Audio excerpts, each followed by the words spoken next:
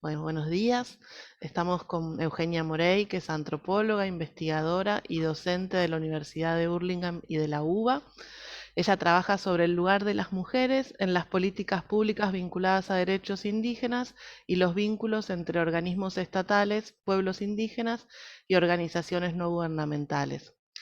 Le agradecemos a Eugenia la posibilidad de conversar con nosotros desde el museo y la intención de invitarla es poder conocer un poco más sobre esta situación que estamos atravesando, que es el próximo vencimiento a fines de noviembre de la ley 26.160.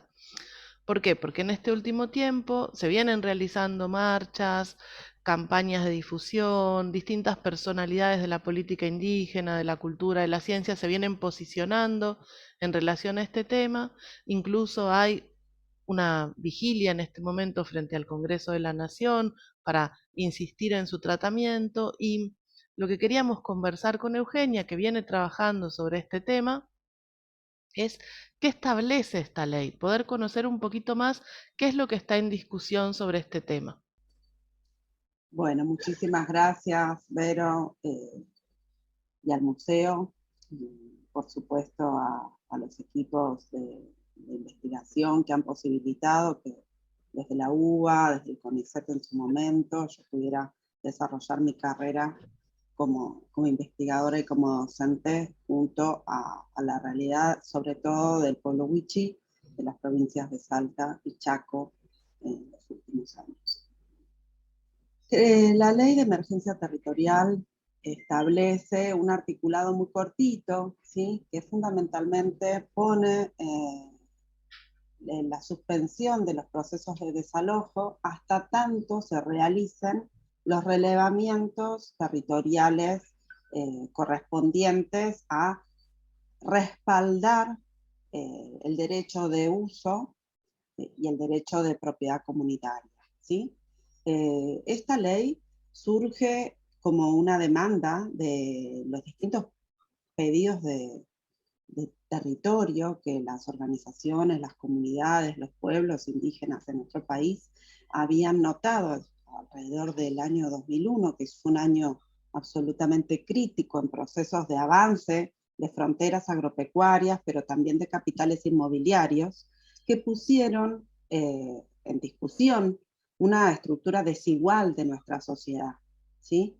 A partir de una serie de experiencias de demandas territoriales históricas, podemos nombrar, por ejemplo, el histórico pedido de territorio de los lotes 55 y 14 de la provincia de Salta, el departamento de Rivadavia, entre otros. También podríamos recorrer la provincia de Mendoza como uno de esos pedidos icónicos, también en la provincia de Chaco, en el Impenetrable, por solo nombrar tres históricos predios que preceden a la 26.160 que establece esta emergencia a nivel nacional, porque si bien nuestra Constitución, en su reforma del 94, reconoce la preexistencia étnica y luego se hace un reconocimiento del convenio 169 de la OIT sobre derechos indígenas en nuestro país, estableciendo una serie de legislaciones fundamentales para reparar la deuda histórica del reconocimiento territorial en Argentina de los pueblos indígenas. Esta es una demanda de todos los pueblos de América, muy profunda hacia las últimas décadas del siglo XX. En nuestro país no tiene vigencia estrictamente hasta que esta ley se pone en funcionamiento. ¿Por qué digo esto? Falta historizar nuestras políticas públicas en relación a los pueblos indígenas desde una construcción estatal que tenga las condiciones presupuestarias y de recursos de técnicos profesionales en el ejercicio y en la participación plena de los propios protagonistas de estas políticas públicas en la construcción de agenda de sus territorios. Esto es, que la ley 26.160 entonces se pide se empieza a discutir alrededor del 2001, se aprueba en el 2006 su primera puesta en funcionamiento, tiene un recorrido que lleva a dos renovaciones, la del 2009 y la del 2013, que va mejorando en las condiciones de construcción de esta política pública, que es permitir la participación comunitaria, dinámica de los distintos territorios. En nuestro país se reconocen hoy una totalidad de comunidades que ronda las 2000 organizaciones territoriales. Esto quiere decir que en todas las provincias, excepto la capital, ¿sí?, excepto la Ciudad Autónoma de Buenos Aires, hay un registro local y un registro nacional de estas organizaciones territoriales comunitarias. Lo mismo que los casi 40 pueblos que hoy tienen un reconocimiento estatal como pueblos indígenas originarios en nuestro país. Esta fotografía refleja la necesidad de prórroga de la ley 26.160, porque estamos prorrogando la emergencia de un reconocimiento pleno de derechos para nuestros pueblos originarios.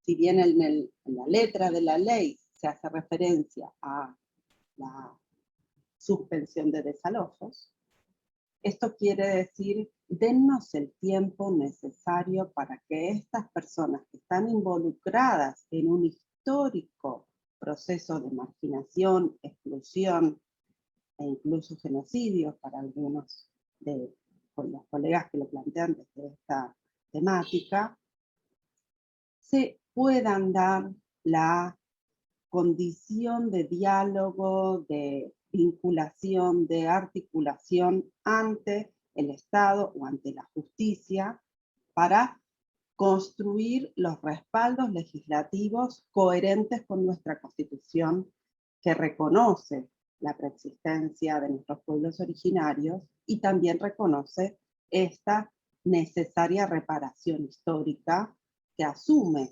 nuestro país al tomar el convenio 169 de la OIT como una legislación marco, ¿sí? Bien. Más o menos. Sí, entendemos que es muy complejo, nos interesa como poder conocer la situación y en particular saber cuál es la situación actual de esos relevamientos de los territorios que ocupan tradicionalmente estas comunidades indígenas en diferentes regiones. Nosotros tenemos un mapeo como antropólogos, nos hemos formado, yo me formé en la década de los 90, y en el mapa que tuve en la facultad en esa época, los territorios indígenas, es decir, la preparación para los relevamientos que como antropóloga yo recibí, no cubría la totalidad de las provincias de nuestro país, ¿sí? Los pueblos no alcanzaban a más de 17 y las comunidades no alcanzaban a más de 500. Como para comparar números, que a veces nos resulta más fácil pensar en número y en mapa, podemos tener en cuenta que el relevamiento llega hoy a un porcentaje altísimo de esta primer demanda, de este primer recorte, que fue realizado en el 2006, en un proceso de mucha invisibilidad de las realidades indígenas, porque en ese momento eran menos de 30 pueblos los que se podían reconocer. Que se reconozca un pueblo indígena en una provincia es un proceso de desandar los racismos locales, los procesos de exclusión, los intereses fundamentales en torno al uso de los territorios y a los derechos de quienes han sido trabajadoras y trabajadores de las economías informales, de las mayores condiciones de explotación. Nosotros pensemos que, por ejemplo, una legislación sobre reconocimiento de los pueblos es la ley que incluye la educación intercultural bilingüe en muchas de las provincias, pero solamente en la provincia de Chaco existe la posibilidad que sean las propias comunidades las que integren los consejos educativos para construir sus propias currículas. Y eso es un proceso absolutamente reciente, ¿no? Si bien existe la educación intercultural bilingüe en distintas formas, esos reconocimientos dan cuenta de que, por ejemplo, una de las primeras legislaciones de la democracia del 83 ponía como registro la posibilidad de nombrarse desde su propio idioma. Antes estaba prohibido, como estaba prohibido hablar la lengua materna en las escuelas. De ahí venimos. Entonces, el reconocimiento de los territorios necesariamente tiene que ser participativo. Esto es, muchas veces, que se incluyan en los equipos de relevamiento. ETOs se llaman en la legislación, equipo técnico operativo, idóneos de las propias comunidades, de los propios territorios, como técnicos en ese relevamiento compartido. Hoy por hoy nosotros enseñamos antropología y tenemos materias que piensan específicamente sobre la realidad de nuestros pueblos indígenas, pero no tenemos docentes, pareja pedagógica con docentes indígenas, y mucho menos nos exigen que aprendamos ni siquiera la lengua materna de las personas con las que trabajamos en nuestras investigaciones. Por ejemplo, requisito que tienen en México, en algunas universidades. Tan atrás estamos en ese proceso de participación en el que como antropólogos sí participamos, sí nos han convocado como técnicos, y somos profesionales idóneos, casi naturalizados a convocarnos, como los abogados, como los trabajadores sociales, geógrafos, ¿no? Y geógrafas. Y entonces, estos relevamientos hoy tienen siempre un desfasaje entre la demanda del relevamiento y el relevamiento en sí, porque este proceso participativo es un proceso extenso. No es que uno puede ir unilateralmente como Estado, si reconocemos los derechos de los pueblos indígenas, esta deuda histórica y reparatoria necesaria, la consulta previa, que no tiene una legislación específica en nuestro país, pero si seamos coherentes con el convenio 169 debemos tenerla presente. Cuando se hace un relevamiento, se inicia un proceso participativo comunitario que lleva una demanda de tiempo y de participación de distintos niveles, tanto del Estado como de las comunidades locales. Por comunidades locales digo donde estén emplazados esos territorios, de diversidad de actores que le dan la potencia a la 26.160. Es una ley que ha posibilitado la promoción de una diversidad de derechos en una calidad aún mayor que otras legislaciones.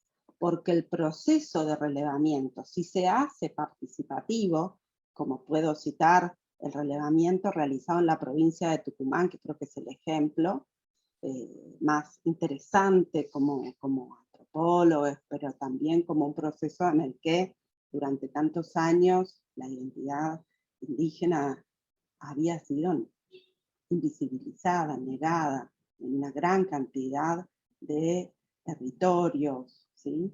Y que logra un relevamiento participativo con referentes de las comunidades, con profesionales de las comunidades, que no tiene un correlato tan extendido en otras provincias, en términos también de, bueno, el territorio de Tucumán es pequeño en términos de superficie, pero es denso en términos de demandas.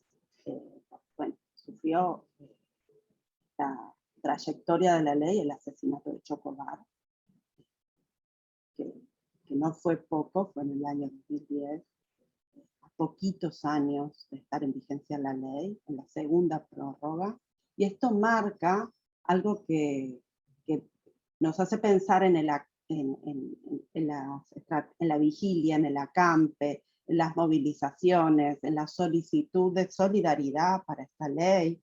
Nosotros hemos visto hace poquitos días el debate en senadores para la prórroga de la ley en la que se enmarca un discurso absolutamente racista, absolutamente excluyente y totalmente ajeno al sentir de la gran mayoría de nuestra, por lo menos comunidad académica, quisiera decir de nuestra sociedad, ojalá, pero tenemos efectivamente que a partir del 2017, que fue la primera prórroga que se hizo públicamente limitante, en términos de que había un sector político, un sector social y político que quería frenar la posibilidad de esta prórroga, y que lamentablemente hoy volvemos a encontrar en el contexto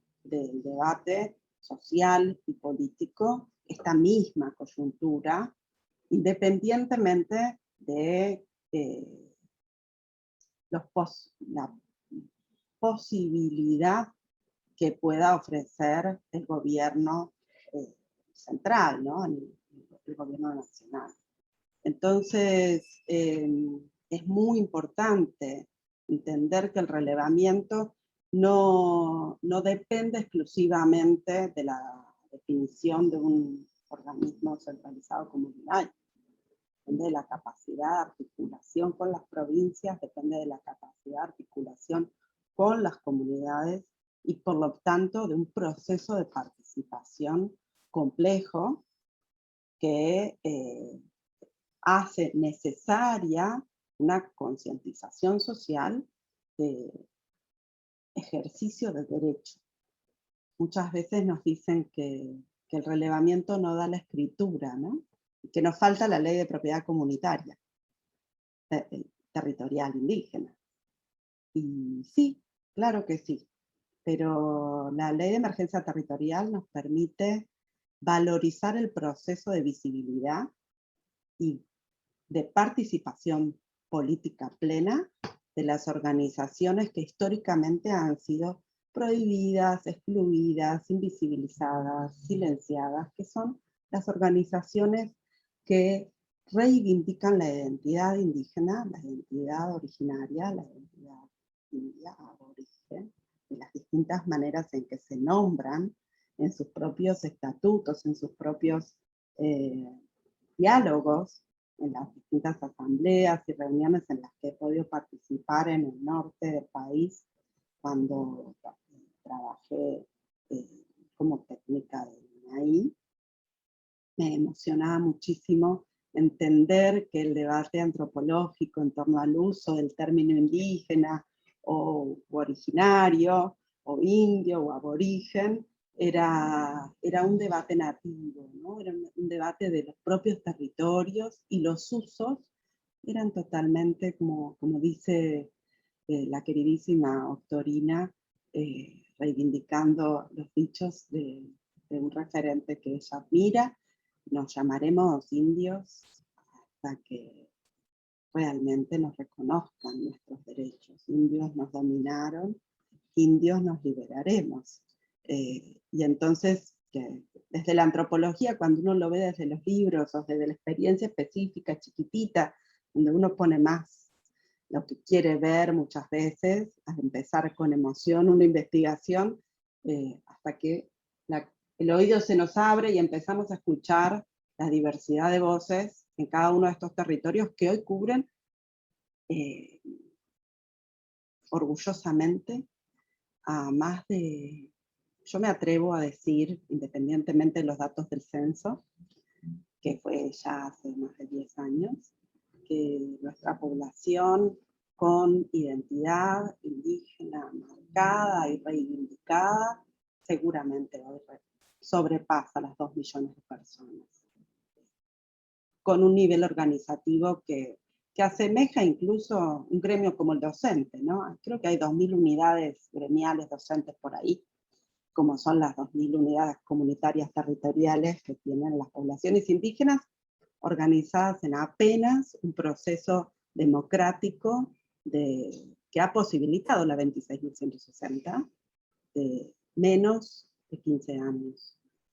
Entonces, la 26.160 es un ejercicio de democracia, es un ejercicio de reparación del Estado, de las universidades, como dos actores fundamentales en la vida de nuestras poblaciones indígenas. Nosotros también como universidad tenemos enormes deudas, no solamente territoriales, tantas universidades tienen procesos legales de ocupación territorial, como el Estado, como las distintas religiones que durante años han sido también los actores fundamentales para el ejercicio de la política pública indígena, ¿no?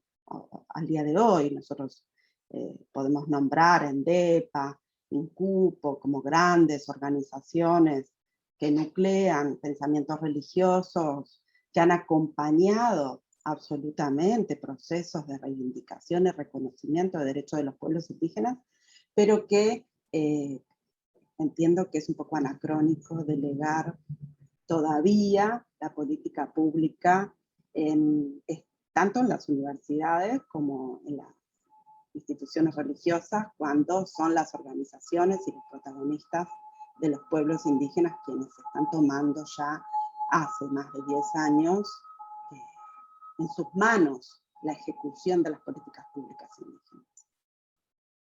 Eugenia, vos decías que la ley habilita distintos derechos. Me gustaría por ahí, si podés contar cuáles son esos derechos, porque a veces uno piensa en el territorio únicamente como posesión de la tierra. ¿Qué implica? ¿Qué variedad de derechos estás pensando cuando sostenés esto?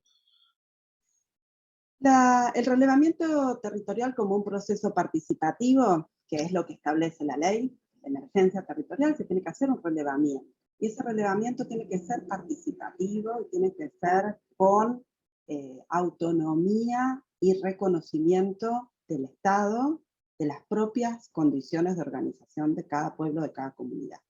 Esto implica un proceso de reuniones y de fortalecimiento a la identidad comunitaria. Las organizaciones, las personas, las familias, las agrupaciones de seres humanos que involucra cada comunidad, cada pueblo, en ese proceso participativo recuperan la legislación en torno a los derechos indígenas en términos amplios. Entonces, en ese proceso se debate sobre la biodiversidad.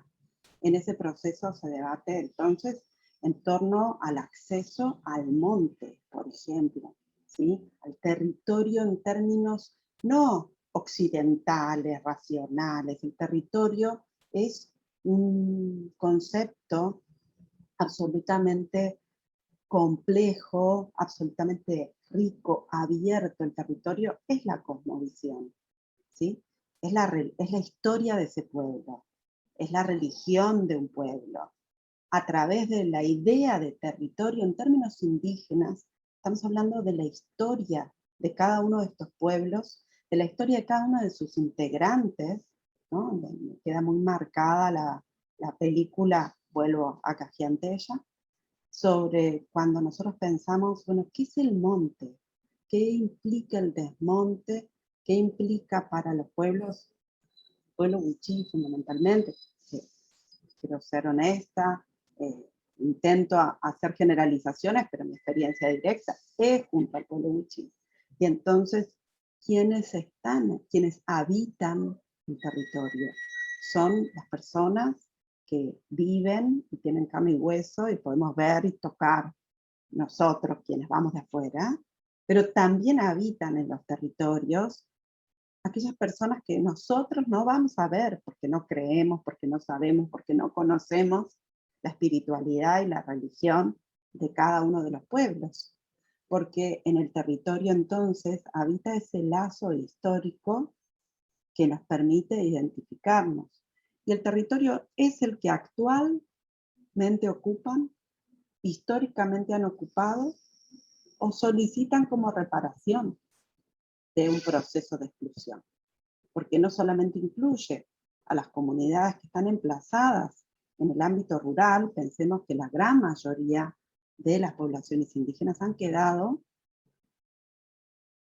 incluidas en los cascos urbanos, en muchos casos de crecimiento territorial, privado, inmobiliario, municipal, algunos procesos, pero también pensemos que las condiciones laborales han llevado a un proceso migratorio hacia las ciudades que ya tienen más de 50, 60 años de anclaje fuerte. Ya podemos recordar a nuestro querido Hugo Ratier en Villeros y Villas Miserias, y muchas veces hemos hablado de esa visibilidad e invisibilidad de las identidades indígenas en ese proceso de registro tan necesariamente atraer aquí, porque cuando hablamos de la 26.160 también hablamos de los reclamos territoriales urbanos, ¿sí?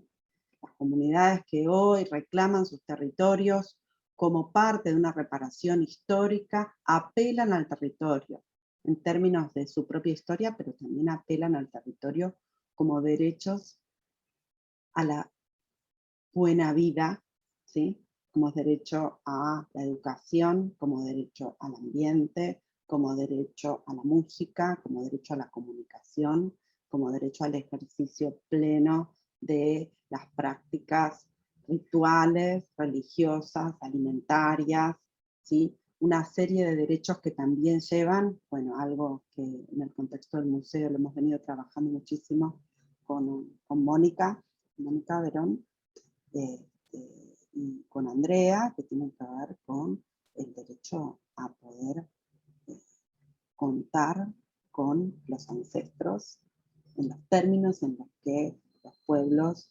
reclaman este vínculo necesariamente distinto con las ciencias museísticas, arqueológicas, antropológicas, que han tomado para una lógica de los siglos anteriores, presos de las ciencias, dicen algunos por ahí, otros plantean bueno, que muchos de los museos siguen siendo como los espacios de memoria, de deuda. Entonces, el territorio no es la tierra, el territorio es la vida plena. Para cerrar, Eugenia, esta entrevista, lo que queríamos preguntarte, la prórroga de la ley tiene media sanción, pero ¿qué pasa si no se prorroga? ¿Qué consecuencias tendría? Y si vos considerás que es necesario prorrogarla. Primero, considero fundamental la prórroga. Es algo que quienes están en el Congreso tienen que tomar como una coherencia en la democracia argentina, es que esta ley tenga vigencia, porque todavía estamos a mitad, por decir un término, estamos andando un proceso de reconocimiento identitario en nuestro país. Este proceso de reconocimiento identitario no puede concluir de manera unilateral, no puede ser el Estado el que diga no vamos a seguir poniendo a nuestra Constitución como primer plano, no vamos a seguir acordando con el convenio 169 de la OIT. Sería una incoherencia gravísima, ¿sí? Porque la 26.160, esta pequeña ley de emergencia que suspende los desalojos hasta tanto se realicen los relevamientos, en realidad es una ley que permite que nosotros reconozcamos la multiplicidad cultural que tenemos como país, que nos reconozcamos en términos de las enormes condiciones de riqueza que nos posibilita la diversidad de culturas que nos constituyen en un país como Argentina.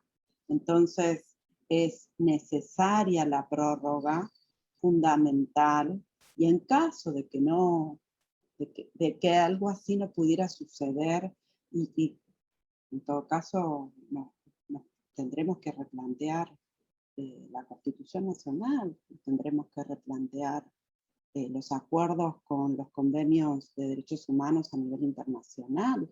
Yo creo que sería una situación de tal gravedad, justamente reconocían ayer en los organismos internacionales como la OEA, la FAO, la necesaria prórroga de la ley de emergencia territorial indígena en Argentina. Creo que sería una contradicción tremenda que esa ley, esta prórroga hoy no se realice. Creo que es impensable, es impensable. Cambiaría el mapa, es desandar un proceso. ¿Cómo vamos a decirle a quienes les permitimos hacer el recorrido para poderse reivindicar en su identidad, recuperar el idioma, reandar las costumbres con orgullo? Ah, no, ahora ya no más. ¿Cómo vamos a hacer eso?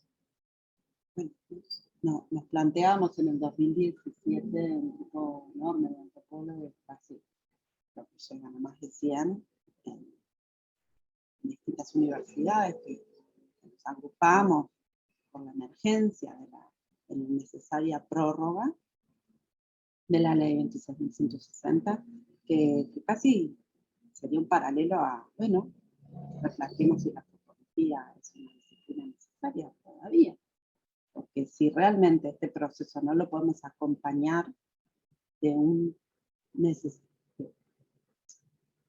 de una reinvención de nuestra identidad múltiple, ¿para qué servimos? ¿No? La antropología tiene que dar cuenta de la diversidad y la identidad y la cultura. Son dos enormes emplazamientos sobre los que nos hemos constituido como disciplina científica. Entonces, la ley de emergencia territorial indígena es como si dijéramos que bueno, se deja de reconocer la diversidad de identidades de género, se dejan de reconocer la diversidad de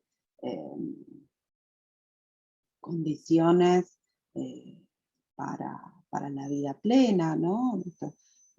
A nadie se le ocurriría votar en contra de los procesos de reconocimiento de las capacidades diversas del ser humano hoy, ¿sí? Quizás a un sector de la sociedad se le podría ocurrir votar en contra del matrimonio igualitario, pero creo que tenemos un ministerio que reconoce la diversidad de géneros, tenemos un reconocimiento del lugar de las mujeres en nuestra sociedad muy fuerte y que ha generado, sí, claro, posiciones distintas.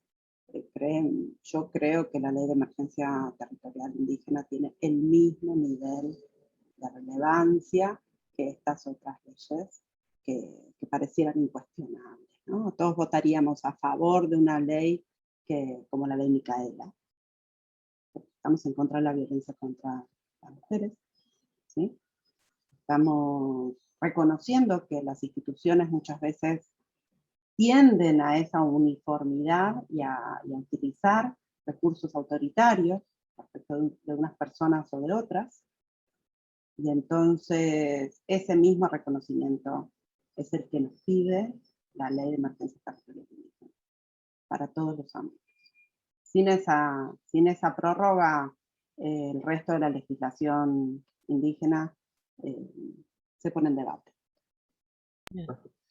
Bueno, te agradecemos mucho este tiempo, poder conversar con nosotros y queda el espacio del museo abierto para poder pensar en lo que haga falta, digo, así como la antropología se tiene que replantear cuál es su lugar, también un museo de antropología tiene que ser un espacio donde haya replanteos, debates y este tipo de discusiones. Así que muchísimas gracias. Muchas gracias a ustedes.